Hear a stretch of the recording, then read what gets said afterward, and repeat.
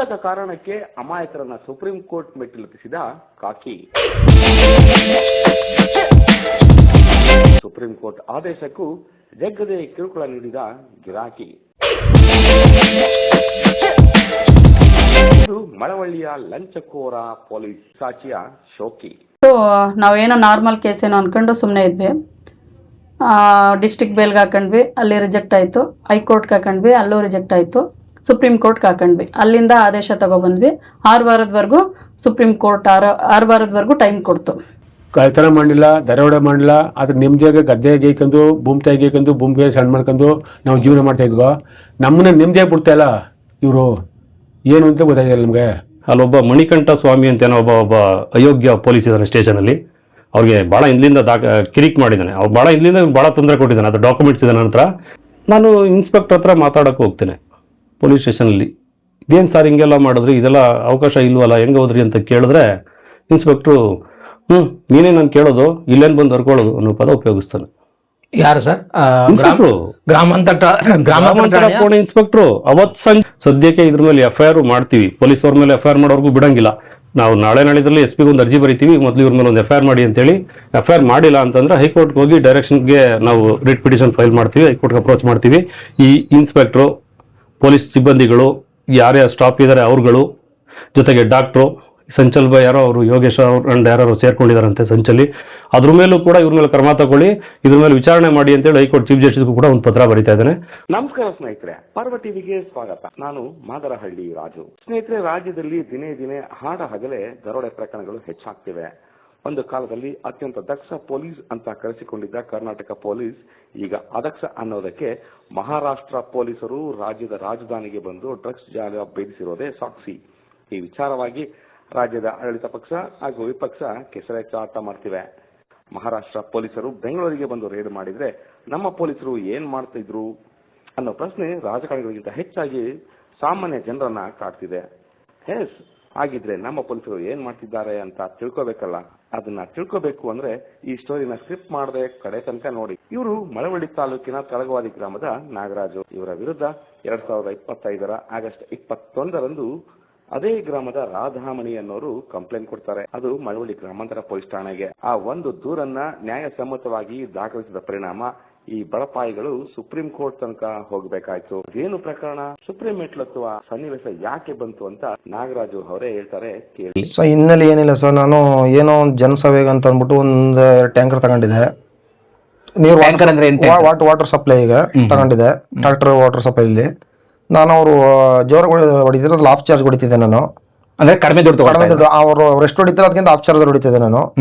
ಅವ್ರೇನ್ ಮಾಡಿದ್ರು ಒಂದಷ್ಟು ದಿನ ನೋಡ್ಬಿಟ್ಟು ನಾನು ಬಂದು ಕೇಳಿದ್ರು, ಯಾಕೆ ಹಿಂಗೆ ಹೊಡಿತಿದೀಯ, ಜನಸೇವೆಗೆ ಅಂತ ನೀನು ತಗೊಬಂದು ನಿಂತು ವಾದ ಮಾಡ್ತಿದ್ದಿಲ್ಲ, ಜನದಿಂದ ಏನು ನಿಂಗೆ ಸಿಕ್ಕದು ಅಂತ ಹೇಳ್ದ ಅವನು.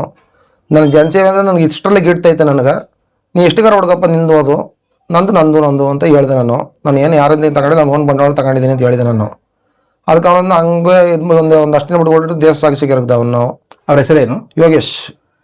ಅವ್ರೇನು ವೃತ್ತಿ ಮಾಡ್ತಾರೆ? ಅವರು ಅದನ್ನೇ ವಾಟರ್ ಟ್ಯಾಂಕರ್ ಇದು ಮಾಡ್ತಾರೆ. ರಾಜಕೀಯ ಇದ್ರ ಮೇಲೆ ರಾಜಕೀಯದಲ್ಲಿ ಚೆನ್ನಾಗಿ ಓಡಾಡ್ಕೊಂಡು ರಾಜಕೀಯದವ್ರ ಜೊತೆ ಚೆನ್ನಾಗಿದ್ದಾನೆ ಅವನು. ನಾವು ರಾಜಕೀಯಕ್ಕೆ ಹೋಗಲ್ಲ, ನಾವು ವ್ಯವಸಾಯ ಮಾಡ್ಕೊಂಡು ಏನೋ ನಾವು ಹಿಂಗೆ ಜೀವನ ಸಾಗಿಸ್ಕೊಂಡು ಹೋಗ್ತಿದ್ದೇವೆ ನಾವು. ಅದಕ್ಕಾಗಿ ನಾನು ಅವನು ದೇಶ ಸಾಗಿಸ್ಕೊಂಡು ಇದು ಮಾಡ್ತಿದ್ದ. ನಾನು ಏನಿಲ್ಲ ಅಂದ್ಬಿಟ್ಟು ಆಮೇಲೆ ಬಿಡೋ ಸುಮ್ಮನೆ ಅವನು ಏನು ಮಾಡ್ದು ಅಂತಂದ್ರೆ, ನನ್ನ ತಂಗಿಯವರ ಗಂಡರ ಚಿಕ್ಕಪ್ಪ ಶಿವಲಿಂಗ ಅಂತವ್ರೆ, ಅವನು ಸ್ನೇಹಿತ ಅವನು. ಯಾವ ಶಿವಲಿಂಗ ಅಂದ್ರೆ ಯಾವ್ರವ್ರವರು? ಇದ್ರು ಕಾರ್ಕಳಿ, KMPD ಪಕ್ಕ ಕಾರ್ಕಳಿ. ಅವರು ಟಚ್ ಚೆನ್ನಾಗಿತ್ತು ಅವ್ರಿಗೂ. ಅವ್ರು ಏನು ಮಾಡಿದ್ರು, ನನ್ನ ತಂಗಿ ಸ್ವಲ್ಪ ಕಿರಿಕಾಗಿತ್ತು ಮಧ್ಯ. ಏನೋ ಮಾಮೂಲಿ ಗಂಡ ಹಿಡ್ತಿರು ಇರುತ್ತಲ್ಲ ಅಂದ್ಬಿಟ್ಟು ನಾವೇನು ನಮ್ಗೇನು ತಲೆ ಕೆಡ್ಸ್ಕೊಂಡಿಲ್ಲ. ನಾನು ಹೋಗಿಲ್ಲ ಅದಕ್ಕೆ. ನಾನು ಗಂಡ ಹಿಡ್ತೀನಿ ಅದು ಕಿತ್ತಾಡ್ತಾನೆ, ನಾನು ಸರಿಯಾಗಿ ಸುಮ್ಮನಾಗಿದೆ ನಾನು. ಬಟ್ ಅವ್ರೇನು ಮಾಡಿದ್ರು, ಅವ್ರಿಗೂ ಅವ್ರ ಚಿಕ್ಕಪ್ಪನಿಗೂ ಆಗ್ತಿರ್ಲಿಲ್ಲ. ಅವ್ರೇನು ಮಾಡಿದ್ರು, ಅವ್ರ ಜೊತೆಗೆ ಹಾಕೊಂಡು ಕೊನೆಗೆ ಸರೋಗ್ಬಿಟ್ಟವರು ನನ್ನ ತಂಗಿನೂ ಇದು ಮಾಡಿ ಕೇಸ್ ಹಾಕೊಂಬಿಟ್ಟು ಯೋಗೇಶ್ ಅವರು ಕೇಸ್ ಹಾಕೊಂಬಿಟ್ಟು ಮಾಡಿಸಿ ಅವ್ರ ಚಿಕ್ಕಪ್ಪನ ಹಿಡಿದು ಶಿವಲಿಂಗಗೌಡಿನ ಹಿಡಿದು ನಂದೀಶ್ವರ ಕಡೆಯಿಂದ ಕೇಸ್ನ ಹಾಕ್ಸ್ಕೊಂಡು ಇದು ಮಾಡ್ದವ. ಹಂಗಾಗಿ ಅವತ್ತು ಕೂಡ ನಾನು ಹೋಗೋರು ಯಾವ ಥರ ಹಾಕೊಂಡು ಏನೋ ಮಾಡ್ಕೊಂಡು ನಾನು ಸುಮ್ಮನಾಗಿದ್ದೆ ನಾನು.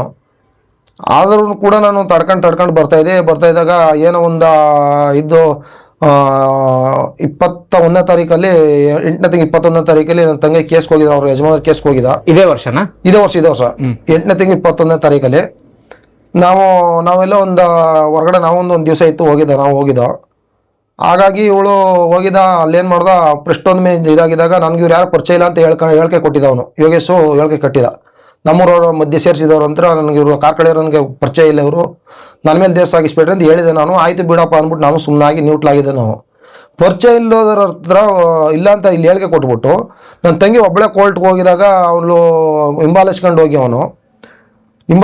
ಅವ್ರ ದಂಡಲೆ ಕೂತ್ಕೊಂಡು ಅವ್ರ ಹತ್ರ ಮಾತಾಡ್ತಾ ಇದ್ದಾರಲ್ಲ ಅನ್ನೋದು ನನ್ನ ತಂಗಿ ವಿಷಯ ಮುಟ್ಟಿಸ್ದಾಗ ಆಯಿತು ಬಿಡು ಅಂದ್ಬಿಟ್ಟು ನಾನು ಸುಮ್ಮನಾಗಿದ್ದೆ ನಾನು. ಆಮೇಲೆ ಅವ್ರು ಏನು ನನ್ನ ತಂಗಿಗೆ ಗೊತ್ತಾಯಿತು, ಇನ್ನು ಏನೋ ಕಿರುಕು ಮಾಡ್ತಾರೇನೋ ಇದ್ದಾರೆ ಏನು ಮಾಡಿದ್ರು. ನಾನು ಬರ್ತಿದ್ದನ್ನ ರಾಧಾಮಣಿಯರು ಬಂದು ರೋಡಲ್ಲಿ ಬರ್ತಿದ್ದಾಗಲೇ ನನ್ನ ಮೇಲೆ ಅಟ್ಯಾಕ್ ಮಾಡಿ ಕತ್ತನಪಟ್ಟಿ ಕೈ ಹಾಕಿ ಅಟ್ಟೆದು ಹಾಕಿದ್ರು.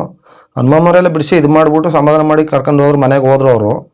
ಹಾಗಾಗಿ ನಾನು ಏನೂ ಇಲ್ಲ ಅಂದ್ಬಿಟ್ಟು ನಾನು ಸುಮ್ಮನಾಗಿದ್ದೆ. ನಾನು ಅವರೇ ಹೋಗಿ ಕಂಪ್ಲೇಂಟ್ ಕೊಟ್ಟು FIR ಮಾಡಿಸಿ ಕೇಸ್ನ ಮೂವ್ ಮಾಡಿಸ್ಬಿಟ್ರು ಅವರು. ಹಾಗಾಗಿ ನಮಗೆ ಬುಡಿ ಅಂದ್ಬಿಟ್ಟು ಮಂಡ್ಯದಲ್ಲಿ ಬೇಲ್ಗೆ ಹಾಕೊಂಡು ಅಪ್ಲೈ ಮಾಡಿದ್ವು. ಅಲ್ಲೂ ಏನೋ ಇದು ಮಾಡ್ಕೊಂಡು ಒಳಸಂಚಲ್ಲಿ ಬೇಲ್ ಸಿಗ್ಲಿಲ್ಲ ನಿಮ್ಗೆ? ಬೇಲ್ ಸಿಕ್ಕಿಲ್ಲ ಅಲ್ಲಿ ಬೇಲ್ ಸಿಕ್ಕಿಲ್ಲ ಅಲ್ಲಿ. ಅಲ್ಲಿಂದ ಇದು ಮಾಡ್ಬಿಟ್ಟು ಬೆಂಗಳೂರು ಹೈಕೋರ್ಟ್ಗೆ ಹಾಕೊಂಡಿದ್ದ. ಅಲ್ಲೂ ಸೃಷ್ಟಿ ಮಾಡಿ ಅಲ್ಲೂ ಬೇಲ್ ಸಿಕ್ತಂಗೆ ಮಾಡಿದ್ರು ನಮ್ಗೆ. ಆಮೇಲೆ ಸುಪ್ರೀಂ ಕೋರ್ಟ್ಗೆ ಹಾಕೊಂಡು ಬೇಲ್ಗೆ ಇದು ಮಾಡೋದು ಅಪ್ಲೈ ಮಾಡಿದ್ವು. ಸುಪ್ರೀಂ ಕೋರ್ಟಲ್ಲಿ ಬೇಲಲ್ಲಿ ಏನು ಮಾಡ್ತದ 6 ವಾರದಲ್ಲಿ ಏನು ಇದ್ದಿದ್ರು ಅವನು ಟಚ್ ಮಾಡಬಾರ್ದು ಅನ್ನೋದು ಆದೇಶ ನೀಡಿದ್ರು ನಮ್ಗೆ ಅವರು. ನನಗೊಂದು ಸ್ಲಿಪ್ ಕೊಟ್ಟರು, ಅದು ಮಡಿಕೊಂಡಿರಪ್ಪ 6 ವಾರದಲ್ಲಿ ಏನೂ ಇಲ್ಲ ಅಂತ ಹೇಳಿದ್ರು ನನಗೆ. ಅದು ಮಡಿಕೊಂಡಿದ್ದೆ. ಅದು ಮಾಡಿಕೊಂಡು 8ನೇ ತಾರೀಕಲ್ಲಿ ಊರಿಗೆ ಬಂದಿದ್ದೆ ನಾನು. 8ನೇ ತಾರೀಕಲ್ಲಿ ನನ್ನ ಹತ್ರ ತಲುಪಿತ್ತು ಅದು ಜೋಬಲ್ಲಿ ಮಡಿಕೊಂಡಿದ್ದೆ. ನಾನು ಮನೇಲಿ ಇತ್ತು, ಜೋಬಲ್ಲಿ ಇತ್ತು ನನ್ನ ಹತ್ರ ಜೆರಾಕ್ಸು. ಮಡಿಕೊಂಡಿದ್ದೆ, ತಿರುಗಾಡ್ತಿದ್ದೆ. 2 ದಿನ ಎಷ್ಟು 8 ಬಂದ 20ನೇ ತಾರೀಕಲ್ಲಿ ಫೋನ್ ಮಾಡಿದ್ರು ನನಗೆ ಅವರು. 19ರಲ್ಲಿ ಫೋನ್ ಮಾಡಿಬಿಟ್ಟು ಎಲ್ಲಿದೆಯೋ, ಯಾಕೆ ಬರೋಕಿರೋ ಸ್ಟೇಷನ್ ಹತ್ರ ಅಂತಂದ್ರು. ಏನು ಸಹ ಬರಲಿ ನಾನು ಅಂದ್ಬಿಟ್ಟು ನಾನು ಸುಮ್ಮನಾಗಿದೆ. ನಾನು 24ನೇ ತಾರೀಕಲ್ಲಿ ಊರಲ್ಲಿ ನನ್ನ ಮಗಳಿಗೆ ಬಂದು ಊರಿಗೆ ಹೋಗ್ತಾ ಇದ್ದೆ. ನಾನು ಊರಿಗೆ ಬಂದು ಸ್ಕೂಟರ್ ನಿಲ್ಲಿಸಿ ಸರ್ಕಲ್ ನಿಲ್ಲಿಸಿದೆ. ಸ್ಕೂಟರ್ ನಿಲ್ಲಿಸ್ತಿದ್ರು. 1 ಗಂಟೆ ಇಬ್ಬರು ಪೊಲೀಸ್ನವ್ರು ಪಿಸಿಗಳು ಬಂದು ಯಾಕೋ ನಾವು ಹೇಳಿದ್ರೆ ರೆಸ್ಪಾನ್ಸ್ ಮಾಡಿಲ್ಲ ಅಂತ ಅಂದರು. ನಾನು ಏನು ರೆಸ್ಪಾನ್ಸ್ ಮಾಡಿ ಮಾಮೂಲಿ ರೆಸ್ಪಾನ್ಸ್ ಮಾಡಿದ್ದೀನಿ ನಾನು ಅಂತ ಹೇಳ್ಕೊಂಡು ತೆಗೆದೇ ಕತ್ತಂಪಟ್ಟಿ ಹಾಕೊಂಡು ಮತ್ತು ಜೀಪ್ ಅದಲ್ಲಿ ಸಾಹೇಬ್ರು ಅವ್ರೆ ಅಂತ ಅಂತ ಕೇಳಿದ್ರು. ಏನು ಬರಲಿ ನಾನು ಹೇಳಿ ಅಂತ ನಾನು ಕೇಳ್ಕೊಂಡೆ ನಾನು. ಅದಕ್ಕಾಗಿ ಹಂಗಾಗಿ ಏನಿದ್ದು ಬೇಲ್ ಇಲ್ದೇ ಊರಿಗೆ ಹೋಗಿದ್ದೀನಿ. ಬೇಲ್ ಇಲ್ಲದ್ರೆ 6 ವಾರಕ್ಕೆ ಇದು ಕೊಟ್ಟಿದ್ದಾರೆ ನನಗೆ, ಕೊಟ್ಟಿದ್ದಾರೆ ಸ್ಲಿಪ್ ಕೊಟ್ಟಿದ್ದಾರೆ. 6 ವಾರ ಆದಮೇಲೆ ಮುಂದುವರ್ಸೋದು ಏನಾಗುತ್ತೆ ಅದು ಅದರಂತೆ ನಾವು ಬದ್ಧ ಆಗೋದೈತೆ. ಕಾನೂನಿಗೇನು ವಿರುದ್ಧವಾಗಿ ಏನು ಹೋಗ್ತಾ ಇಲ್ಲ, ನಾನು ಕಾನೂನು ಬದ್ಧ ಹೋಗ್ತಾ ಇದ್ದೀನಿ ಅಂತ ಹೇಳಿದೆ. ನಾನು ಹೇಳಿದ್ರು ಕೂಡ ಅವರು ಸ್ಲಿಪ್ ಕೊಟ್ಟಿದ್ದಾಗದೆ ಸರ್, ನಾನು ಸ್ಲಿಪ್ ಕೊಟ್ಟರು ಕೂಡ ಅವರು ಇದು ಅದೆಲ್ಲ ಜೀಪ್ ಹತ್ರ ಸಾಹೇಬ್ರ ಹತ್ರ ಮಾತಾಡಬೇಕು ಅಂತ ಹೇಳಿದ್ರು. ನನ್ನ ಸಾಹೇಬ್ರ ಹತ್ರ ಮಾತಾಡೋದು ಏನಿದ್ದು ಬಿಡಿ ಸಹ ಆಯಿತು, ಬಂದು ಮಾತಾಡ್ದೈತೆ ಬಿಡಿ ಅಂತ ನಾನು ಹೇಳಿದೆ. ಕೊನೆಗೆ ಅವರು ಆಗಲ್ಲ ಅಂತಂದ್ರು. ಆಮೇಲೆ ಕೊನೆಗೆ ನಾನು ಮನೇಲೊಂದು ಪತ್ರ ಐತೆ, ಇದಿಲ್ಲವ್ರ ಇನ್ನೊಂದು ಐತೆ ಬನ್ನಿ ಅಂತ ಕರ್ಕೊಂಡು ಹೋದೆ. ಅಲ್ಲಿ ರ್ಯಾಶ್ ಆಗಿ ಇದು ಮಾಡಿ ಎಲ್ಲ PCಗಳನ್ನ ಕರೆಸ್ಕೊಂಡು ಒಂದು 6 ಸೀಟ್ ಬಂದರು. ಬಸವರಾಜು ಅವರು ತ್ರಿಬಸ್ಟಾರು ಅವರು ಜೀಪ್ ತಗೊಂಡು ಬಂದರು. ಜೀಪ್ ಕರ್ಕೊಂಡು ನನ್ನ ತಂಗಿಯವ್ರನ್ನೂ PC ಅವನ ಹೆಸರನ್ನು ಗೊತ್ತಿಲ್ಲ. ಅವನು ನಿಂತ್ಕೊಳ್ಳಮ್ಮ ಮುಚ್ಕೊಂಡು ಅಂತ ನನ್ನ ತಂಗಿನೂ ಬೋದ. ಫಸ್ಟ್ ನನ್ನ ಹೆಂಡ್ತಿನೂ ಬೋದ. ನನ್ನ ಹೆಂಡ್ತಿ ಯಾಕೆ ಕಡ್ಕೊಂಡ್ರೆ ನನ್ನ ಗಂಡನ ಅಂತ ಕೇಳಿದ್ರು. ನಮ್ಮನ್ನು ಎರಡನ್ನೂ ಬೋದ. ಅವ್ರು ಬೋದರು. ನಾನು ಇನ್ನು ಪೊಲೀಸ್ನವ್ರಿಗೆ ನಾವು ಕಾನೂನು ವಿರುದ್ಧವಾಗಿ ನಡ್ಕೋಬಾರ್ದು, ಕಾನೂನು ಬದ್ಧವಾಗಿ ನಡ್ಕೋಬೇಕು ಅಂದ್ಬಿಟ್ಟು ಅವ್ರು ಲೇಡೀಸ್ ಹೋಗ್ಬೇಡಿ, ಅದೇನಿದ್ರೆ ಮಾತಾಡಿ ಸರ್, ನಾನು ಸ್ಲಿಪ್ ಕೊಡ್ತೀನಿ ಅಂತಂದ್ರೆ ಮನೆಯೊಳಗೆ ಬಿಡ್ತಾನೆ ನಡನ್ನು ಹಿಡ್ಕೊಂಡು ಹಿಡ್ಕೊಂಡು ಎಳ್ದಾಡಿದ್ರು ಸರ್. ನಮ್ಮ ಮನೆ ಹತ್ರ ಬಂದು ನಾವು ಕಾಪಿ ಕೊಟ್ಟರು ಕೂಡ, ಅದು ಸ್ಲಿಪ್ ಕಾಪಿ ಕೊಟ್ಟರು ಕೂಡ ಹೇಳ್ಕೊಂಡು ಹತ್ತ ಬೋಳಿ ಮಗನ ಇಲ್ಲೇನು ಮಾತಾಡೋ ಸ್ಟೇಷನ್ ಹತ್ರ ಮಾತಾಡೋ ಹತ್ತ ಬೋಳಿ ಮಗನ ಅಂತ ಇಟ್ಕೊಂಡು ಎಳ್ದಾಡೋದು. ನಮ್ಮ ಅಳ್ತಾ ಇದ್ರು, ಬಿಟ್ಟಿಲ್ಲ ಅವರು. ನನ್ನ ತಂಗಿನ ಬೈಕೊಂಡು ಎಲ್ಲರನ್ನೂ ಬೈಕೊಂಡು ನಾನು ಹತ್ತ ಬೋಳಿ ಮಗನ ಅಂದ್ಬಿಟ್ಟಿದ್ದೆ. ಭಾರಿ ರ್ಯಾಶ್ನೆ ಮಾಡಿದ್ರು ಸರ್ ಅವರು. ನಾವು ಅಂತಂದರೆ ಏನು 6 ವಾರ ಕಾಪಿ ಕೊಟ್ಟರಲ್ಲ ಅಂದ್ಬಿಟ್ಟು ನಾನು ಧೈರ್ಯವಾಗಿದ್ದೆ. ನಾನು 6 ವಾರದಲ್ಲಿ ಕಾಪಿ ಕೊಟ್ಟರಲ್ಲ ಅಂದ್ಬಿಟ್ಟು ಮನೆ ಬಿಟ್ಟು ಎಲ್ಲೂ ಹೋಗ್ತಿಲ್ಲ. ಹೋದ್ರೆ ಒಂದು ಸರ್ಕಲ್ ತಿರುಗಾಡ್ಕೊ ಬರ್ತೀವಿ. ಸರ್ಕಲ್ ಅವಮಾನ ಮಾಡ್ಕೊಂಡು ಜನರಿಗೆಲ್ಲ ಅವಮಾನ ಮಾಡಿದ್ರು. ನನಗೆ ಮಾನಸಿಕವಾಗಿ ನೋವಾಗ್ತದೆ ಸರ್. ನನಗೆ ನಾಗರಾಜ್ ಅವ್ರು ಏನಾಗಬೇಕು ನಿಮಗೆ? ಅಣ್ಣ ಹೇಳಿ ಮೇಡಮ್, ಏನು ಒಂದು ಪುಟ್ಟ ಹಳ್ಳಿಯಲ್ಲಿ ಈ ರೀತಿ ಒಂದು ಸಣ್ಣ ಪುಟ್ಟ ವಿಚಾರಗಳಿಗೆಲ್ಲ ದೊಡ್ಡ ಮಟ್ಟದಲ್ಲಿ ಒಂದು ರಾಜ್ಯದ ಗಮನ ಸೆಳೀತಾ ಇದೆ, ಮತ್ತು ನಮ್ಮ ತಾಲೂಕಿನ ಗಮನನೂ ಕೂಡ ಸೆಳೀತಾ ಇದೆ ಒಂದು ಪ್ರಕರಣ. ಏನು ನಡೀತು ಮೇಡಮ್ ವಿಚಾರ ಇದು? ಸರ್, ಅದು ಬಂದು 21ನೇ ತಾರೀಕು 8ನೇ ತಿಂಗಳು 2025ರಲ್ಲಿ ನನ್ನ ಗಂಡನ ಮನೆ ವಿಚಾರವಾಗಿ ಕೇಸ್ ಇತ್ತು ನನಗೆ ಮದ್ದೂರಲ್ಲಿ. ಅಲ್ಲಿಗೆ ನಾನು ಹೋಗಿದ್ದೆ. ಅಲ್ಲಿ ಯೋಗೇಶು ಬಂದಿದ್ದ. ಅವ್ರದ್ದು ಕೇಸ್ ಇತ್ತು ಅಂದ್ಕೊಂಡೆ ಬಂದಿದ್ರಂತೆ. ಅಲ್ಲಿ ನನ್ನ ಕೆಲವೊಂದು ಅವ್ಯಾಚ ಶಬ್ದಗಳಿಂದ ಬೈದಿದ್ದ. ಅದನ್ನು ನಮ್ಮ ಅಣ್ಣಂಗೆ ನಾನು ಕಾಲ್ ಮಾಡಿ ಹೇಳಿದ್ದೆ.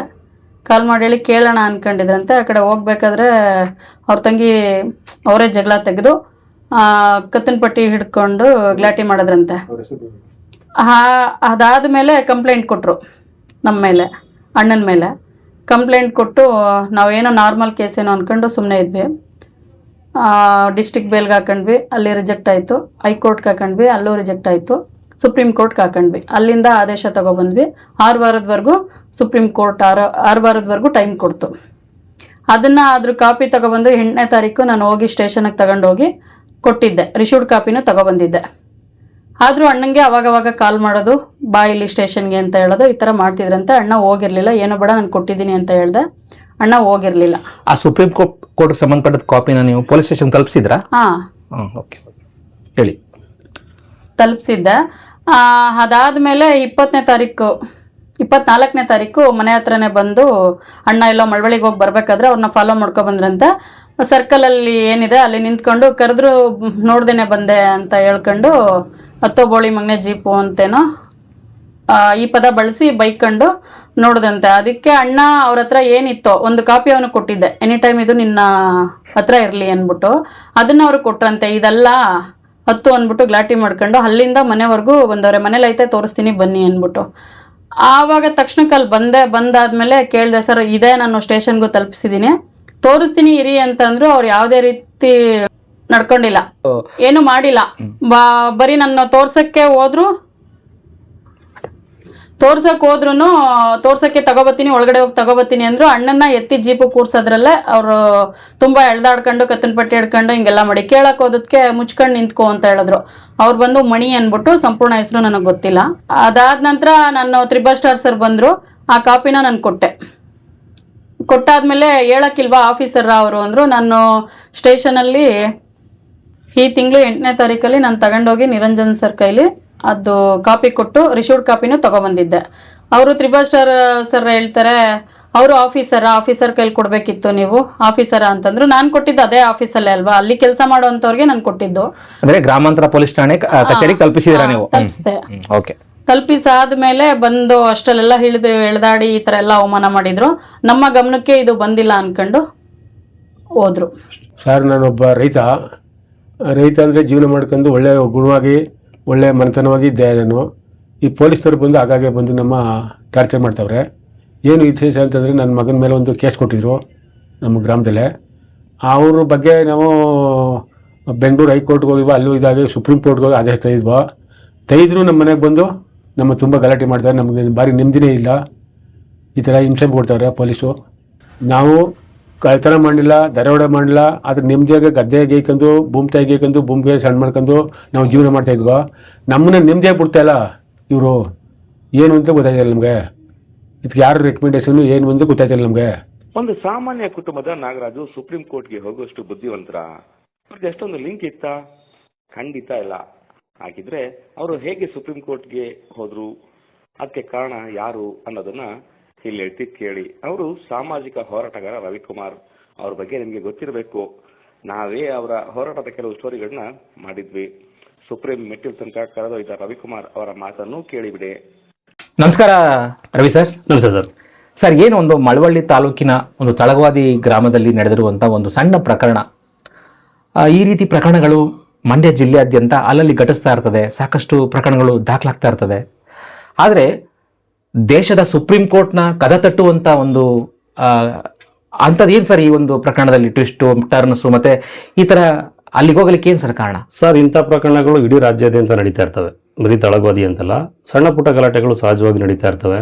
ಅದರಲ್ಲಿ ಇದೊಂದು ಪ್ರಕರಣದಲ್ಲಿ ಸುಪ್ರೀಂ ಕೋರ್ಟ್ ತನಕ ಹೋಗಬೇಕು ಅಂತಂದರೆ ಡಾಕ್ಟ್ರು, ಪೊಲೀಸ್ ಅಧಿಕಾರಿಗಳು ಮತ್ತು ಅಡ್ವೊಕೇಟ್ಗಳು ಸೇರ್ಕೊಂಡು ಮಾಡಿದಂಥ ಒಂದು ಒಳಸಂಚು ಸುಪ್ರೀಂ ಕೋರ್ಟ್ ತನಕ ಹೋಗ್ಲಿಕ್ಕೆ ಕಾರಣ ಆಯಿತು ಸರ್.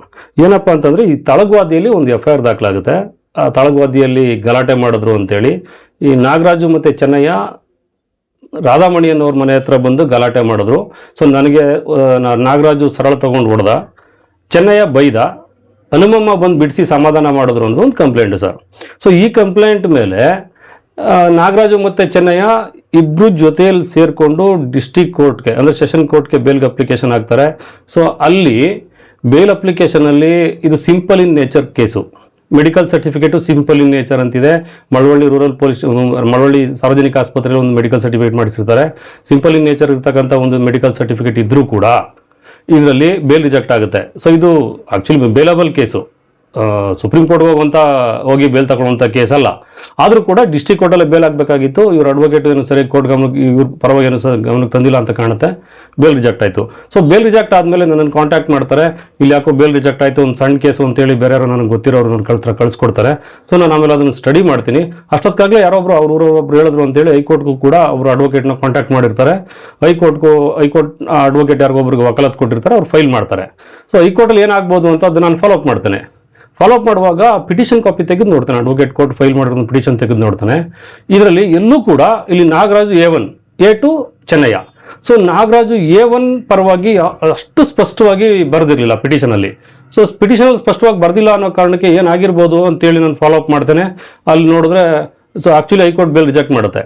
ಬೇಲ್ ರಿಜೆಕ್ಟ್ ಮಾಡಬೇಕಾದ್ರೆ ಅದು ಆರ್ಗ್ಯುಮೆಂಟ್ ಆಗಬೇಕಾದ್ರೆ, ಇದು ಸಿಂಪಲ್ ಇನ್ ನೇಚರ್ ಕೇಸ್ ಯಾಕೆ ರಿಜೆಕ್ಟ್ ಆಯಿತು ಅಂತಂದರೆ ಬೇಲ್ ಆರ್ಗ್ಯುಮೆಂಟ್ ಕೋರ್ಟಲ್ಲಿ ಕೇಸ್ ಆರ್ಗ್ಯುಮೆಂಟ್ ನೋಡಿದ್ರೆ ನಾನು ಅಬ್ಸರ್ವ್ ಮಾಡ್ತಾನೆ. ಸೊ ಅದರಲ್ಲಿ ಆರ್ಗ್ಯುಮೆಂಟ್ ಆಗುವಾಗ ಈ ನಾಗರಾಜು ಪರ ಅಡ್ವೊಕೇಟು ಇಬ್ರಿಗೂ ಒಬ್ಬರೇ ವಕಾಲತ್ ವಹಿಸಿರ್ತಾರೆ. ಸೊ ಆರ್ಗ್ಯುಮೆಂಟ್ ಮಾಡ್ತಿರ್ತಾರೆ. ಸೊ ನಾಗರಾಜು ಪರ ಅಡ್ವೊಕೇಟು ಅಲ್ಲಿರ್ತಕ್ಕಂಥ ಮಿಸ್ಟೇಕ್ಸು ಅಂದರೆ ಇಲ್ಲಿ ಪೊಲೀಸು ಮತ್ತು ಡಾಕ್ಟ್ರು ಸಂಚು ಮಾಡಿ ಒಂದು ಮೆಡಿಕಲ್ ಸರ್ಟಿಫಿಕೇಟ್ ಕ್ರಿಯೇಟ್ ಮಾಡ್ತಾರೆ. ಅಂದರೆ ರಾಧಾಮಣಿ ಮೆಡಿಕಲ್ ಸರ್ಟಿಫಿಕೇಟ್ ಅಲ್ಲ, ಇನ್ನೂ ಒಂದು ಸರ್ಟಿಫಿಕೇಟ್ ಕ್ರಿಯೇಟ್ ಮಾಡಿರ್ತಾರೆ. ಅದು ಫೇಕ್ ಮಾಡಿರ್ತಾರೆ, ಅದನ್ನು ಕೋರ್ಟಿಗೆ ಕೊಟ್ಟಿರ್ತಾರೆ. ಅದನ್ನು ಒಂದು ಪ್ರಕರಣಕ್ಕೆ ಎರಡು MLC ಇದೆಯಾ? ಇದೆ. ಈ ಪ್ರಕರಣದಲ್ಲಿ ಆಕ್ಚುಲಿ ವಾತ್ಸವ ಅಲ್ಲೇ ಇದೆ ಸರ್, ಮುಂದೆ ಬರ್ತೇನೆ.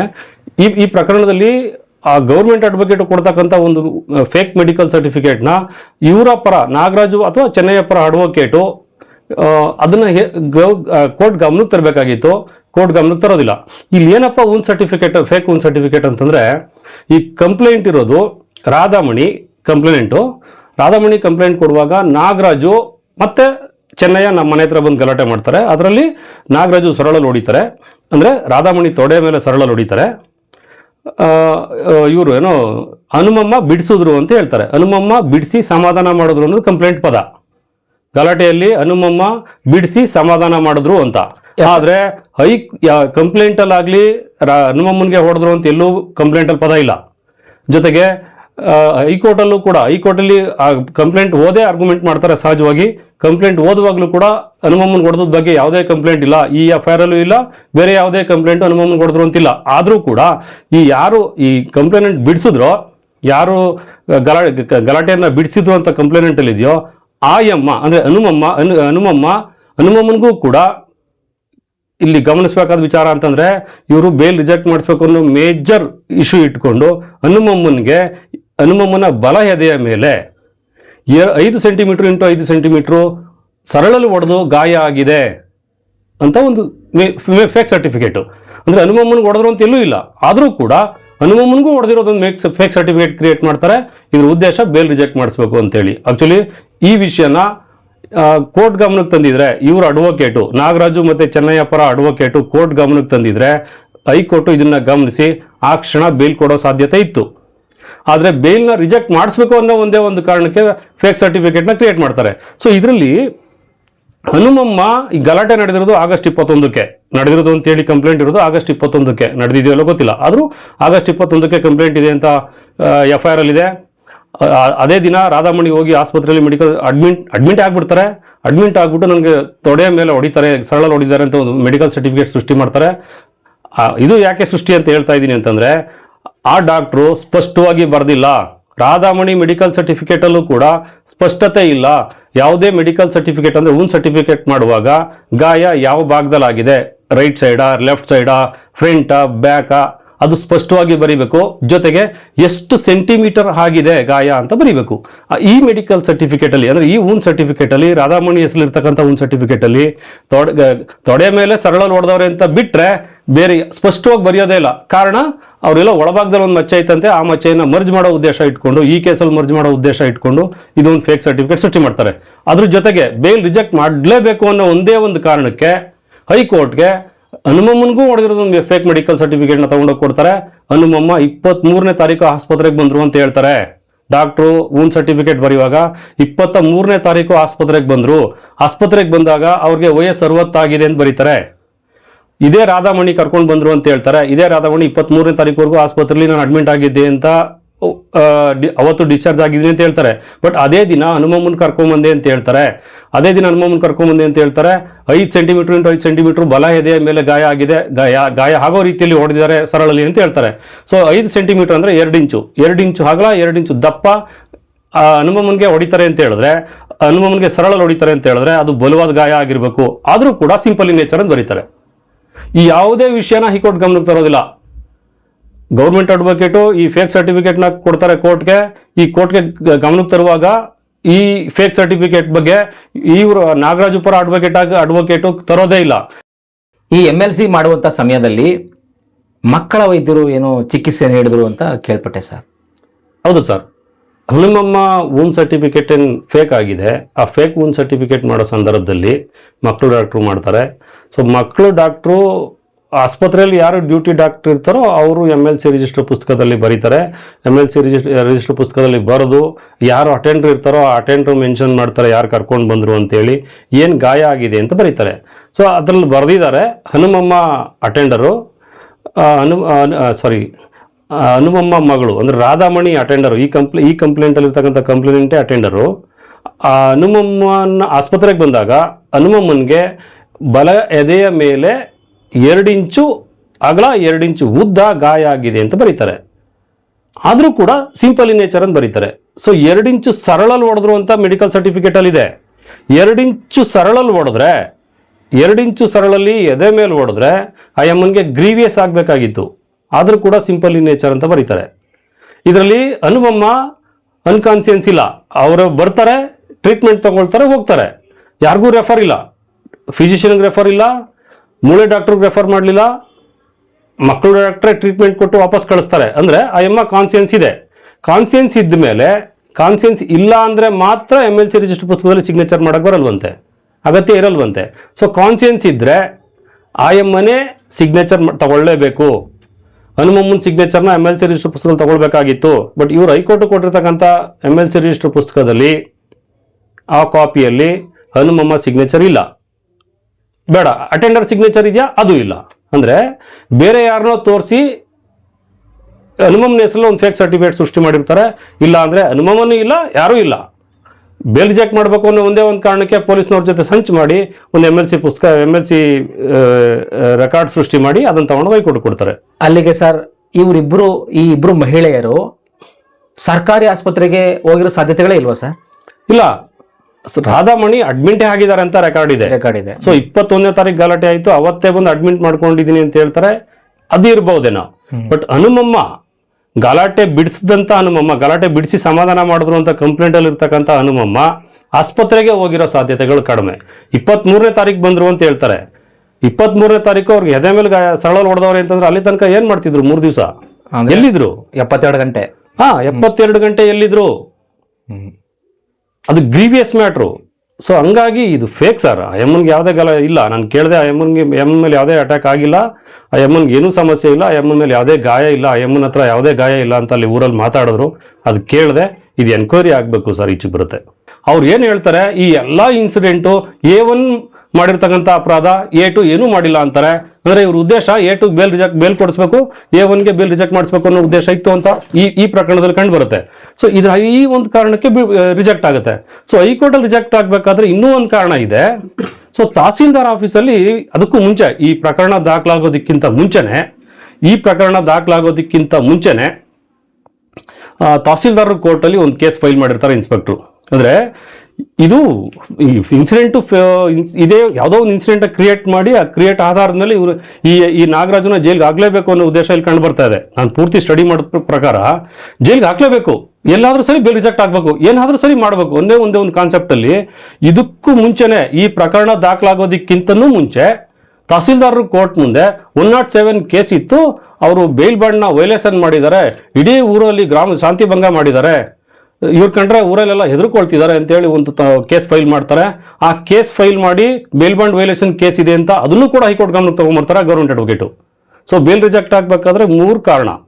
ಒಂದು 2 ಮೆಡಿಕಲ್ ಸರ್ಟಿಫಿಕೇಟು, ಒಂದು ರಾಧಾಮಣಿಗಿರ್ತಕ್ಕಂಥ ಒಂದು ಮೆಡಿಕಲ್ ಸರ್ಟಿಫಿಕೇಟು, ಹನುಮಮ್ಮನ ಹೆಸರಲ್ಲಿರ್ತಕ್ಕಂಥ ಒಂದು ಫೇಕ್ ಮೆಡಿಕಲ್ ಸರ್ಟಿಫಿಕೇಟ್ ಅಂದರೆ ಗಾಯ ಪ್ರಮಾಣ ಪತ್ರ, ಜೊತೆಗೆ ಬೇಲ್ ಬಾಂಡ್ ವೈಲೇಷನ್ ಮಾಡಿದ್ದಾರೆ ಅಂತ ಏನು ಓವರಾಲ್ ಆಗಿ ಆರ್ಗ್ಯುಮೆಂಟ್ ಮಾಡ್ತಾರೆ ಗೌರ್ಮೆಂಟ್ ಅಡ್ವೊಕೇಟು, ಇದನ್ನು ಕೂಡ ಕನ್ಸಿಡರ್ ಮಾಡುತ್ತೆ ಕೋರ್ಟು. ಸೊ ಹಂಗಾಗಿ ಬೇಲ್ ರಿಜೆಕ್ಟ್ ಆಗುತ್ತೆ. ಸೊ ಇಲ್ಲಿ ಇವ್ರನ್ನ ಬೇಲ್ ರಿಜೆಕ್ಟ್ ಮಾಡಿಸ್ಬೇಕು, ಅರೆಸ್ಟ್ ಮಾಡಬೇಕು, ಇದೊಂದೇ ಕಾನ್ಸೆಪ್ಟು. ಇವ್ರಿಗೆ ಬೇರೆ ಏನು ಕಾನ್ಸೆಪ್ಟ್ ಇಲ್ಲ ಅವ್ರ ತಲೆಯಲ್ಲಿ. ಅದಕ್ಕೆ ಪೊಲೀಸ್ನವ್ರು ಶಾಮೀಲಾಗ್ತಾರೆ, ಇನ್ಸ್ಪೆಕ್ಟರ್ ಶಾಮೀಲಾಗ್ತಾರೆ, ಜೊತೆ ಡಾಕ್ಟರ್ಗಳು ಶಾಮೀಲಾಗ್ತಾರೆ, ಅಡ್ವೊಕೇಟ್ಗಳು ಶಾಮೀಲಾಗಿರೋ ಸಾಧ್ಯತೆ ಇದೆ. ಇಲ್ಲಾಂದ್ರೆ ಕೋರ್ಟ್ ಗಮನಕ್ಕೆ ತರಬಹುದಾಗಿತ್ತು. ಆಕ್ಚುಲಿ ಕೋರ್ಟಲ್ಲಿ ಕಂಪ್ಲೇನೆಂಟಲ್ಲಿ ಎಲ್ಲೂ ಕೂಡ ಹನುಮಮ್ಮನ ಕೊಡೋರು ಅಂತಿಲ್ಲ.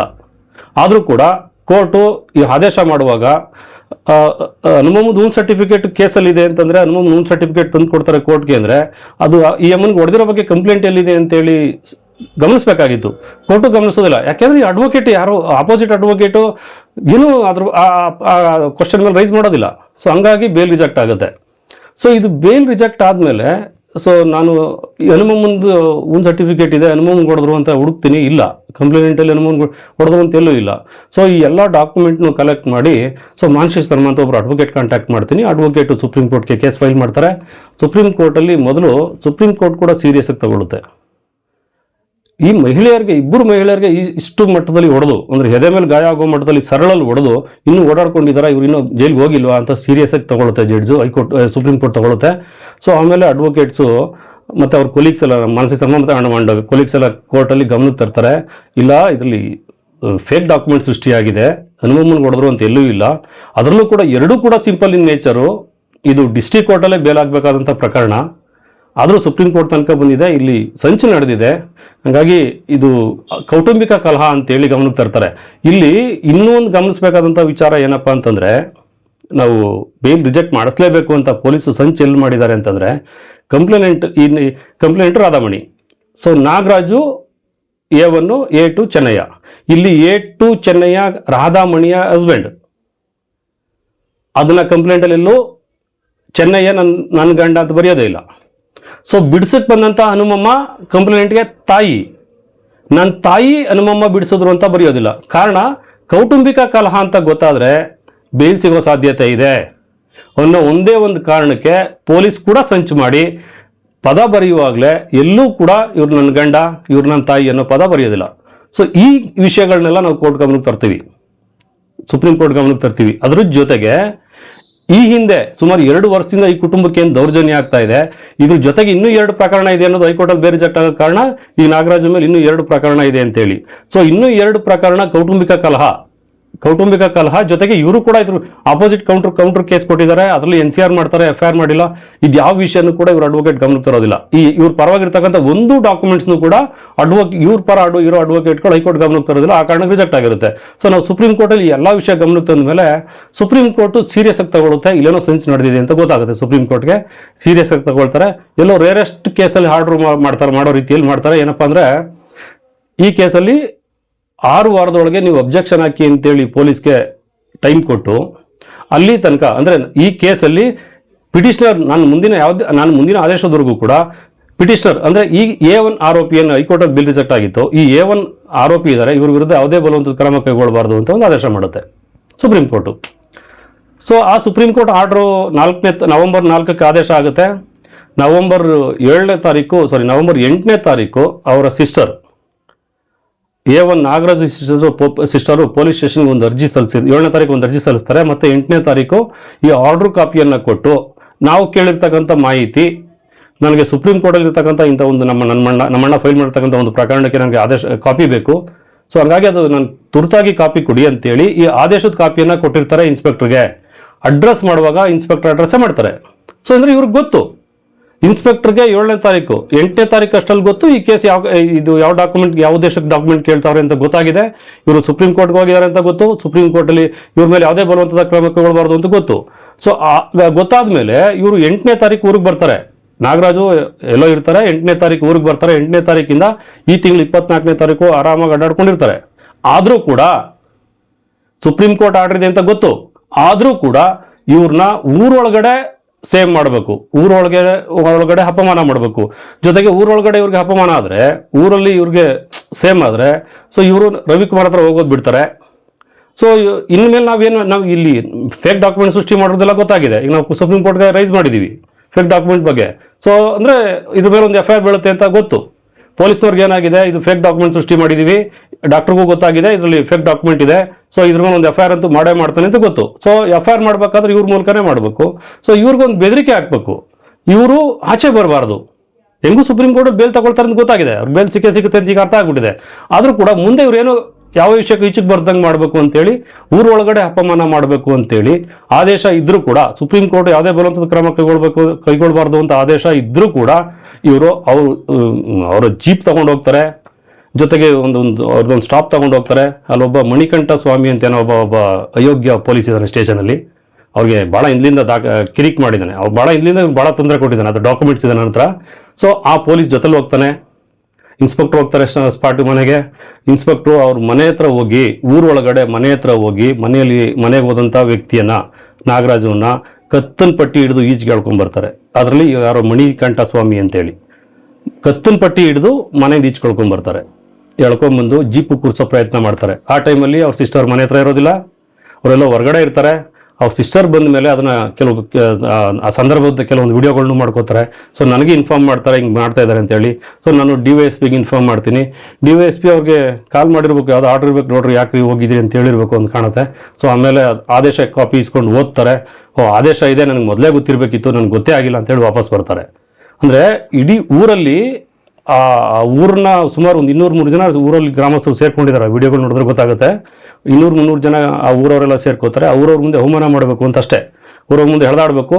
ಅಂದರೆ ಅವ್ರೇನು ಜೈಲಿಗೆ ಕಳ್ಸಕ್ಕೆ ಆಗ್ತಿರಲ್ಲ, ಸುಪ್ರೀಂ ಕೋರ್ಟ್ ಆರ್ಡರ್ ಇದೆ, ಜೈಲಿಗೆ ಕಳ್ಸಕ್ಕೆ ಆಗೋದಿಲ್ಲ ಅಂತ ಗೊತ್ತು ಅವ್ರಿಗೆ. ಆದರೂ ಕೂಡ ಊರಿಂದ ಜೀಪಲ್ಲಿ ಎಳ್ಕೊಬಂದು ಸ್ಟೇಷನ್ ಹತ್ರ ಕರ್ಕೊಬಂದು ಆರ್ಡರ್ ಇದೆ ಅಂತ ಬಿಟ್ಟು ಕಳಿಸ್ಬೇಕು ಅಷ್ಟೇ. ಅವ್ರಿಗೆ ಮನೆ ಸೇರ್ಕೋಬೇಕು, ಅಪಮಾನ ಆಗಿ ಅವ್ರ ಮನೆ ಸೇರ್ಕೋಬೇಕು, ಈಚೆಗೆ ಬರಬಾರ್ದು. ಇದೊಂದೇ ಉದ್ದೇಶಕ್ಕೆ ಇಷ್ಟೆಲ್ಲ ಕಿರಿಕ್ ಮಾಡ್ತಾರೆ. ಇದೆಲ್ಲ ಆದಮೇಲೆ ನಾನು ಇನ್ಸ್ಪೆಕ್ಟರ್ ಹತ್ರ ಮಾತಾಡೋಕ್ಕೆ ಹೋಗ್ತೇನೆ ಪೊಲೀಸ್ ಸ್ಟೇಷನಲ್ಲಿ. ಇದೇನು ಸರ್ ಹಿಂಗೆಲ್ಲ ಮಾಡಿದ್ರಿ, ಇದೆಲ್ಲ ಅವಕಾಶ ಇಲ್ವಲ್ಲ, ಹೆಂಗೆ ಹೋದ್ರಿ ಅಂತ ಕೇಳಿದ್ರೆ ಇನ್ಸ್ಪೆಕ್ಟ್ರು ನೀನೇ ನಾನು ಕೇಳೋದು, ಇಲ್ಲೇನು ಬಂದು ಹರ್ಕೊಳ್ಳೋದು ಅನ್ನೋ ಪದ ಉಪಯೋಗಿಸ್ತಾನೆ. ಯಾರು ಸರ್? ಇನ್ಸ್ಪೆಕ್ಟ್ರು, ಗ್ರಾಮಾಂತರ ಠಾಣೆ ಇನ್ಸ್ಪೆಕ್ಟ್ರು ಅವತ್ತು ಸಂಜೆ. ಸೊ ಆಮೇಲೆ ಅವ್ರ ತಂದೆಯಿಂದ ಒಂದು ದೂರು ಕೊಟ್ಟು, ನೀವು ಫೇಸ್ ಮಾಡಿ ಸ್ವಾಮಿ, ದೂರು ಕೊಟ್ಟಿದ್ದೀನಿ, ಅದೇನು ಫೇಸ್ ಮಾಡ್ತೀರೋ ಮಾಡಿ ಅಂತೇಳಿ ಅಲ್ಲಿಂದ ನಾನು ಹೊರಗೆ ಬರ್ತೇನೆ. ಕೇಸು ಫೈಲ್ ಮಾಡಿಸಿದ್ದೇನೆ. ಸದ್ಯಕ್ಕೆ ಇದ್ರ ಮೇಲೆ FIR ಮಾಡ್ತೀವಿ, ಪೊಲೀಸವ್ರ ಮೇಲೆ FIR ಮಾಡೋರ್ಗೂ ಬಿಡಂಗಿಲ್ಲ. ನಾವು ನಾಳೆದ್ರಲ್ಲಿ SP ಒಂದು ಅರ್ಜಿ ಬರೀತೀವಿ, ಮೊದಲು ಇವ್ರ ಮೇಲೆ ಒಂದು FIR ಮಾಡಿ ಅಂತೇಳಿ. FIR ಮಾಡಿಲ್ಲ ಅಂತಂದ್ರೆ ಹೈಕೋರ್ಟ್ಗೆ ಹೋಗಿ ಡೈರೆಕ್ಷನ್ಗೆ ನಾವು ರಿಟ್ ಪಿಟಿಷನ್ ಫೈಲ್ ಮಾಡ್ತೀವಿ, ಹೈಕೋರ್ಟ್ಗೆ ಅಪ್ರೋಚ್ ಮಾಡ್ತೀವಿ. ಈ ಇನ್ಸ್ಪೆಕ್ಟ್ರು, ಪೊಲೀಸ್ ಸಿಬ್ಬಂದಿಗಳು, ಯಾರ್ಯಾರು ಸ್ಟಾಫ್ ಇದ್ದಾರೆ ಅವ್ರುಗಳು, ಜೊತೆಗೆ ಡಾಕ್ಟ್ರು, ಸಂಚಲ್ ಬಾಯ್ ಯಾರೋ ಅವರು ಯೋಗೇಶ್ ಅವ್ರು ಅಂಡ್ ಯಾರು ಸೇರ್ಕೊಂಡಿದ್ದಾರಂತೆ ಸಂಚಲಿ, ಯಾರ್ಯಾರು ಸಂಚಲ್ ಪಾತ್ರ ಮಾಡಿದ್ದಾರೆ ಅವ್ರುಗಳು ಎಲ್ಲರ ವಿರುದ್ಧ ದೂರು ಕೊಡ್ತಾ ಇದ್ದೀವಿ. ಸೊ ಹೈಕೋರ್ಟ್ ಜಡ್ಜ್ಗೆ ಏನು ಇಲ್ಲಿ ಹೈಕೋರ್ಟ್ನೇ ನ್ಯಾಯ ನಿಂದನೆ ಮಾಡಿ ಹೈಕೋರ್ಟ್ ಗಮನಕ್ಕೆ ತರದೆ, ಹೈಕೋರ್ಟ್ಗೂ ಕೂಡ ಗಮನಕ್ಕೆ ತರದೇ ಇರುವಂಥ ಡಾಕ್ಯುಮೆಂಟ್ನ ತಾವು ಫೇಕ್ ಡಾಕ್ಯುಮೆಂಟ್ನ ಸೃಷ್ಟಿ ಮಾಡಿ ಹೈಕೋರ್ಟ್ಗೆ ಸಲ್ಲಿಸಿದ್ದಾರೆ. ಅದ್ರ ಮೇಲೂ ಕೂಡ ಇವ್ರ ಮೇಲೆ ಕ್ರಮ ತಗೊಳ್ಳಿ, ಇದ್ರ ಮೇಲೆ ವಿಚಾರಣೆ ಮಾಡಿ ಅಂತೇಳಿ ಹೈಕೋರ್ಟ್ ಚೀಫ್ ಜಸ್ಟಿಸ್ಗೂ ಕೂಡ ಒಂದು ಪತ್ರ ಬರೀತಾ ಇದ್ದಾನೆ. ಸರ್ ಏನದು ಬೇಲ್ ಬಾಂಡ್ ವೈಲೇಷನ್ ಅಂತ ಹೇಳಿದ್ರಿ, ಏನು ಸರ್ ಅದು? ಸರ್ ಹೈಕೋರ್ಟಲ್ಲಿ ಗೌರ್ಮೆಂಟ್ ಅಡ್ವೊಕೇಟು ಅಂದರೆ ಪೊಲೀಸ್ ಪರ ಅಡ್ವೊಕೇಟು ಆರ್ಗ್ಯುಮೆಂಟ್ ಮಾಡುವಾಗ ಈ ನಾಗರಾಜು ವಿರುದ್ಧ ಬೇಲ್ ಬಾಂಡ್ ವೈಲೇಷನ್ ಒಂದು ಕೇಸ್ ಅದೇ ಅಂತ ಹೇಳ್ತಾರೆ. So bail bond violation case ಅದು ಏನಪ್ಪ ಅಂದರೆ, ಇವರು ಹಿಂದೆ 2 ಗುಂಪುಗಳ ವಿರುದ್ಧ ತಹಸೀಲ್ದಾರ್ ಕೋರ್ಟ್ ಮುಂದೆ 107 ಒಂದು ಕೇಸ್ ಫೈಲ್ ಮಾಡಿರ್ತಾರೆ. ಆ ಕೇಸ್ ಫೈಲ್ ಮಾಡಿದಾಗ ನಾವು ಇನ್ಯಾವುದೇ ಗಲಾಟೆ ಮಾಡ್ಕೊಳ್ಳೋದಿಲ್ಲ ಅಂತೇಳಿ ಒಂದು ಮುಚ್ಚಳಿಕೆ ಬರೆದು ಕೊಟ್ಟಿರ್ತಾರೆ, ಅದಕ್ಕೆ ಬೇಲ್ ಕೊಟ್ಟಿರ್ತಾರೆ. ಅದರಲ್ಲೊಬ್ರು ಯಾರೋ 5 ಎಕರೆ ಜಮೀನು ಶ್ಯೂರಿಟಿ ಕೊಟ್ಟು ಇವ್ರನ್ನ ಕರ್ಕೊಂಡು ಬಂದಿರ್ತಾರೆ. ಅದ್ರಲ್ಲಿ ನಾಗರಾಜು ಕೂಡ ಒಬ್ರು. 2 ಫ್ಯಾಮಿಲಿ ಮೇಲಿದೆ, ನಾಗರಾಜು ಅಂಡ್ ಯೋಗೇಶ್ 2 ಫ್ಯಾಮಿಲಿ ಮೇಲೆ ಬೇಲ್ ಬಾಂಡ್ ವೈಲೇಷನ್ ಕೇಸ್ ಇದೆ, ಅಂದ್ರೆ 107 ಕೇಸ್ ಇದೆ. ಸೊ ಆ ಕೇಸಲ್ಲಿ ಈ ಬೇಲ್ ಬಾಂಡ್ ವೈಲೇಷನ್ ಕೇಸ್ ಇದೆ ಅಂತೇಳಿ ಹೈಕೋರ್ಟ್ ಗಮನಕ್ಕೆ ತರಬೇಕು. ಯಾವ ಕೋರ್ಟ್ಗೆ ಹೋಯ್ತಾರೋ ಆ ಕೋರ್ಟ್ ಗಮನಕ್ಕೆ ತರಬೇಕು. ಅಂದರೆ ಆ ಬೇಲ್ ಬಾಂಡ್ ವೈಲೇಷನ್ ಕೇಸ್ ಇದೆ ಅಂದರೆ ಅದು ಬೇಲಿಗೆ ಕಷ್ಟ ಆಗ್ತದೆ. ಅಲ್ಲಿ ಒಂದು ಬೇಲ್ ಕೊಟ್ಟಿದ್ದಾರೆ, ಅದನ್ನು ವೈಲೇಷನ್ ಮಾಡಿದ್ದಾರೆ, ಇವರು ಸಾರ್ವಜನಿಕ ಶಾಂತಿ ಭಂಗ ಮಾಡ್ತಿದ್ದಾರೆ, ಇವ್ರಿಗೆ ಬೇಲ್ ಕೊಡಬೇಡಿ ಅಂತ ಹೇಳೋ ಒಂದೇ ಒಂದು ಉದ್ದೇಶ. ಈ ಒಂದು 107 ಅಡಿ bail bond violation case file ಮಾಡಬೇಕು ಅಂತಂದ್ರೆ ಇವರು ಅಂತಹ ಸಾರ್ವಜನಿಕ ಶಾಂತಿ ಭಂಗ ಆಗುವಂಥ ಪ್ರಕರಣಗಳು ಭಾಗಿಯಾಗಿರ್ಬೇಕು. ಇವ್ರು ಕಂಡ್ರೆ ಆ ಏರಿಯಾದಲ್ಲಿ ಇರ್ತಕ್ಕಂಥ ಜನ ಎಲ್ಲ ಎದುರೋಂಗಿರ್ಬೇಕು, ಅವ್ರಿಗೆ ಅವಾಗ ಶಾಂತಿ ಭಂಗ ಆಗ್ತಾ ಇರಬೇಕು, ಅಂತಹ ಪ್ರಕರಣಗಳಿರ್ಬೇಕು. ಅಂಥ ಪ್ರಕರಣಗಳು ಯಾವುದೂ ಇಲ್ಲ, ಇರೋದೆಲ್ಲ ಇವ್ರ ಕೌಟುಂಬಿಕ ಕಲಹಗಳು. ಸೊ ಇವ್ರು ಕೌಟುಂಬಿಕ ಕಲಹಗಳನ್ನ ಉಪಯೋಗಿಸ್ಕೊಂಡು ಅದೇ ಒಂದು ನೆಪ ಮಾಡಿ ಬೇಲ್ ಬಾಂಡ್ ವೈಲೇಷನ್ ಮಾಡಿದ್ದಾರೆ, ಇವ್ರ ಮೇಲೆ ಕ್ರಮ ತಗೊಳ್ಳಿ ಅಂತ ತಹಸೀಲ್ದಾರ್ಗೆ ಒಂದು ಲೆಟ್ರ್ ಬರೀತಾರೆ ಇನ್ಸ್ಪೆಕ್ಟ್ರು.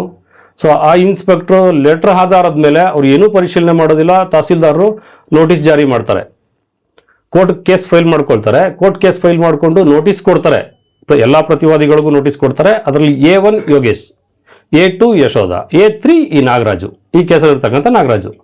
ಸೊ ಈ ನಾಗರಾಜುಗೇನೋ ನೋಟಿಸ್ ಸರ್ವ್ ಮಾಡೋಕ್ಕಾಗೋದಿಲ್ಲ, ಅವರು ಅಬ್ಸ್ಕ್ಯಾಂಡಿಂಗಲ್ಲಿದ್ದರು. A2ಗೆ ನೋಟಿಸ್ ಜಾರಿ ಮಾಡ್ತಾರೆ ಯಶೋಧ. ಸೊ A1ಗೆ ನೋಟಿಸ್ ಜಾರಿ ಮಾಡೋದೇ ಇಲ್ಲ ಪೊಲೀಸ್ನವರು. ಆದರೂ ಕೂಡ ಕೋರ್ಟ್ ಕೇಸ್ ಬರುತ್ತೆ. ಕೋರ್ಟ್ ಕೇಸ್ ಬಂದಾಗ A2 ಕೋರ್ಟ್ಗೆ ಅಟೆಂಡ್ ಮಾಡ್ತಾ ಇರ್ತಾರೆ, ಅಬ್ಜೆಕ್ಷನ್ ಫೈಲ್ ಮಾಡ್ತಾರೆ. ಕೋರ್ಟ್ಗೆ ಅಟೆಂಡ್ ಮಾಡೋದನ್ನು ತಹಸೀಲ್ದಾರರು ಕೂಡ ಸಿಗ್ನೇಚರ್ ಮಾಡಿಸ್ತಾರೆ. ಆದರೂ ಕೂಡ ನಾಳೆ ಕೇಸ್ ಇದೆ, ಕೋರ್ಟ್ಗೆ ಹೋಗಿ ಅಟೆಂಡ್ ಮಾಡಿರ್ತಾರೆ. ಇಲ್ಲಿ A2 ಕೋರ್ಟ್ಗೆ ಅಟೆಂಡ್ ಮಾಡಿರ್ತಾರೆ, ಆದರೂ ಕೋರ್ಟ್ಗೆ ಹೋಗಿ ಅಂತ ಮತ್ತೆ ಇನ್ನೊಂದು ನೋಟಿಸ್ ಕೊಡ್ತಾರೆ. ನೆಕ್ಸ್ಟ್ ಡೇಟ್ ಬರುತ್ತೆ, ಆ ಹಿಂದಿನ ದಿವಸ ಮತ್ತೆ ಯೂನಿಫಾರ್ಮ್ ಹಾಕೊಂಡು ಹೋಗೋದು, ಮನೆ ಹತ್ರ ಹೋಗೋದು, ನಿಮ್ಮ ಮೇಲೆ ಒಂದು ಕೇಸ್ ಇದೆ, ನಾಳೆ ಹೋಗಿ ಕೋರ್ಟ್ಗೆ ಅಟೆಂಡ್ ಮಾಡಿ ಅಂತ ಸಾರ್ವಜನಿಕವಾಗಿ ಕೇಳಿಸೋಂಗೆ ಮಾತಾಡೋದು. ಇದ್ರ ಹಿಂದಿರುವ ಮೇನ್ ಇಂಟೆನ್ಷನ್ ಏನು ಸರ್? ಸರ್ ಇವ್ರ ಫ್ಯಾಮಿಲಿ ಕಿರಿಕಿರಿ ಆಗಬೇಕು ಊರೊಳಗಡೆ. ಆ ಯೋಗೇಶ್ ಅನ್ನು A1 ಏನು ಯೋಗೇಶ ಇದ್ದಾನೆ, ಯೋಗೇಶ್ ಈ ಕೇಸಲ್ಲಿ A1, ಆ ಯೋಗೇಶ್ ಪೊಲೀಸ್ನವ್ರ ಜೊತೆ ನಿಕಟ ಸಂಪರ್ಕ ಇದೆಯಂತೆ. ಅದರಲ್ಲೂ ಹಿಂದೆ ಇದ್ದಂತ ಇನ್ಸ್ಪೆಕ್ಟರ್ ಮತ್ತೆ PSI ಅವ್ರಿಬ್ರ ಜೊತೆ ನಿಕಟ ಸಂಪರ್ಕ. ಈ ಮಣಿ ಅಂತ ಯಾರೋ ಒಬ್ಬ, ಮತ್ತೆ ಯಾರೋ ಇನ್ನೊಬ್ಬ ಅಂತೆ. ಇವ್ರ ಜೊತೆ ನಿಕಟ ಸಂಪರ್ಕ, ಅಲ್ಲಿ ನಡೀತಕ್ಕಂಥ ಡೀಲ್ಗಳಿಗೆಲ್ಲ ಇವನ್ನ ಬಳಸ್ಕೊಳ್ತಾರೆ ಅನ್ನೋ ಮಾಹಿತಿ. ಸೊ ಹಂಗಾಗಿ ಸಂಪೂರ್ಣ ನಿಕಟ ಸಂಪರ್ಕದಲ್ಲಿದೆ. ಸೊ ಇಂಥ ವ್ಯಕ್ತಿ ತನ್ನ ವಿರೋಧಿ ಕುಟುಂಬದ ವಿರುದ್ಧ ಸೇಟ್ ತೀರಿಸ್ಕೊಳ್ಳೋಕೆ ಇವನು ಉಪಯೋಗಿಸ್ಕೊಳ್ತಾನೆ. ಸೊ ಈ ಪೊಲೀಸ್ನವರು ನಾಳೆ ಹಿಂದಿನ ಡೇಟಲ್ಲಿ ಕೋರ್ಟ್ಗೆ ಹೋಗ್ತಾರೆ, ಆದರೂ ಕೂಡ ನೆಕ್ಸ್ಟ್ ಡೇಟಲ್ಲಿ ಇವ್ರಿಗೆ ಮನೆ ಹತ್ರ ಹೋಗಿ ನೋಟಿಸ್ ಕೊಡ್ತಾರೆ.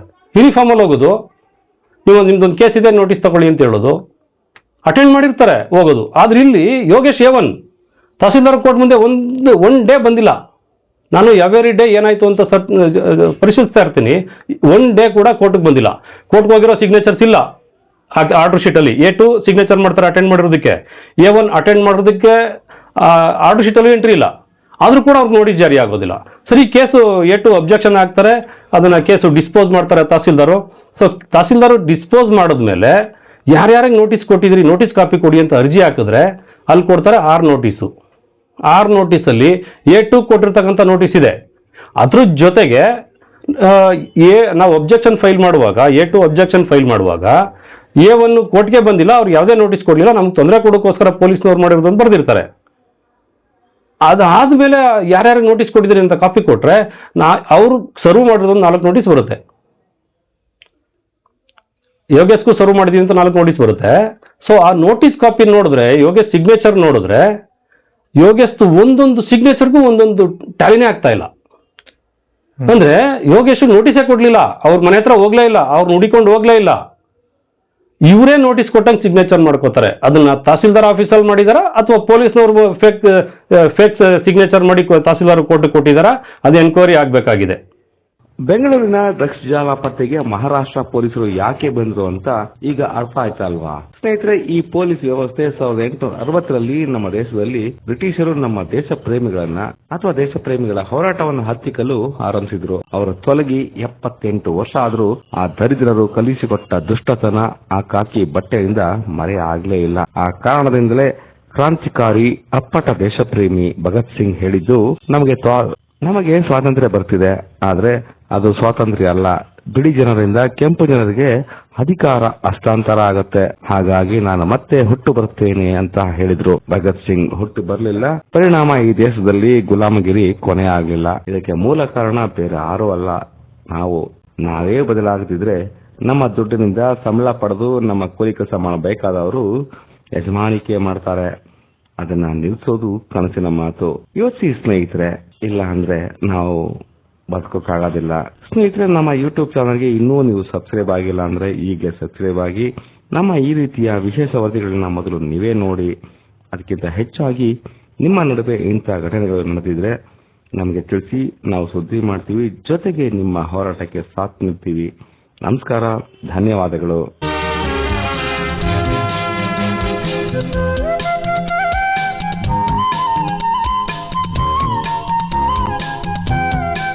ನಮ್ಮ ಯೂಟ್ಯೂಬ್ ಚಾನೆಲ್ನ ಸಬ್ಸ್ಕ್ರೈಬ್ ಆಗಿ, ಲೈಕ್ ಮಾಡಿ, ಪಕ್ಕದಲ್ಲಿ ಕಾಣಿಸೋ ಬೆಲ್ ಐಕನ್ನ ಕ್ಲಿಕ್ ಮಾಡಿ.